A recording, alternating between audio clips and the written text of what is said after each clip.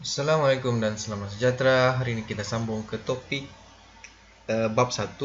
Topik yang pertama sekali iaitu tentang peroksidaan dan penurunan.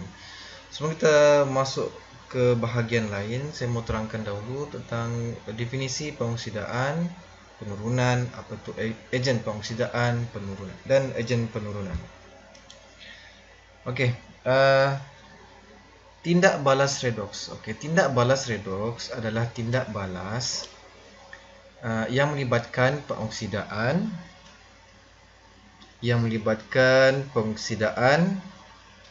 dan penurunan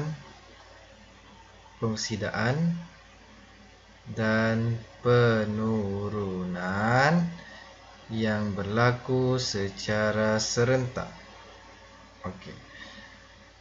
Pengoksidaan dan penurunan ini adalah suatu proses kimia yang berlaku dalam satu tindak balas kimia. Kedua-dua proses pengoksidaan dan penurunan ini akan berlaku serentak. Jika kedua-duanya berlaku dengan serentak, barulah kita panggil dia sebagai tindak balas redox. So biasanya kita tandakan suatu tindak balas itu adalah tindak balas redox kalau dia melibatkan oksigen. Tapi redox juga kita boleh kenal pasti dia satu tindak balas redox melalui oksigen, hidrogen, elektron dan juga nombor pengoksidaan. Okey, nombor pengoksidaan ni nanti saya akan terangkannya. Kalau dia melibatkan oksigen, hidrogen, elektron, sama ada dia berkurang atau bertambah dia punya elektron dan juga perubahan nombor pengoksidaan. Untuk mudah diingat, saya buatkan satu jadual di sini. Apa maksud redox kalau dia melibatkan oksigen, hidrogen, elektron dan juga nombor pengoksidaan. So sini adalah pengoksidaan. So jadual ni untuk mudah kamu ingatlah kalau yang belum lagi ingat. Dan juga penurunan. Okey, melibatkan oksigen, hidrogen, elektron dan juga nombor pengoksidaan.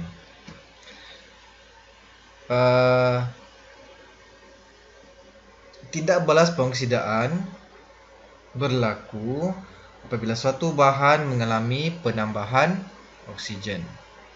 Tindak balas penurunan berlaku jika suatu bahan kehilangan oksigen.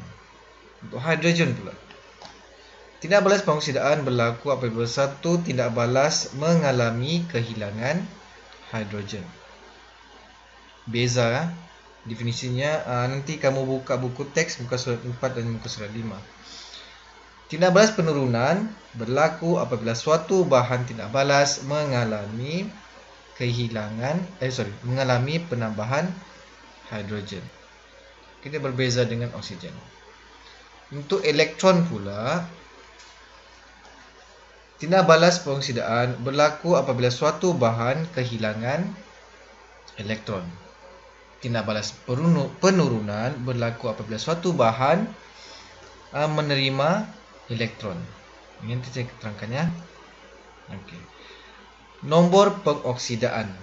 Okey, nombor pengoksidaan pula dia sedikit berbeza. Nanti saya akan terangkan apa maksud nombor pengoksidaan, melibatkan monoatom, atom dan banyak lagi lah.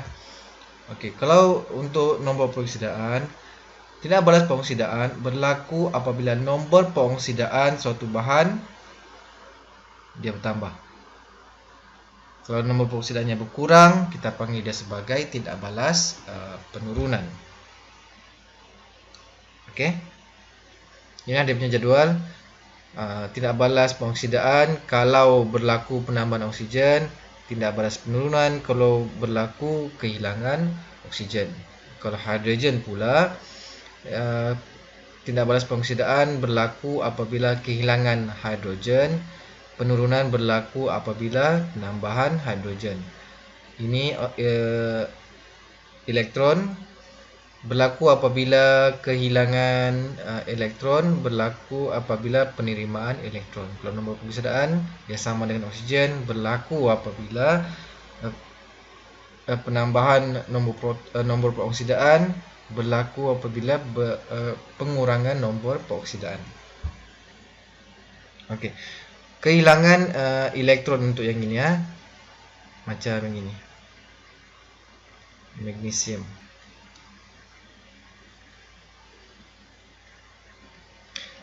Kehilangan elektron ini adalah satu tindak balas pengoksidaan kerana magnesium kehilangan elektron untuk menjadi positif.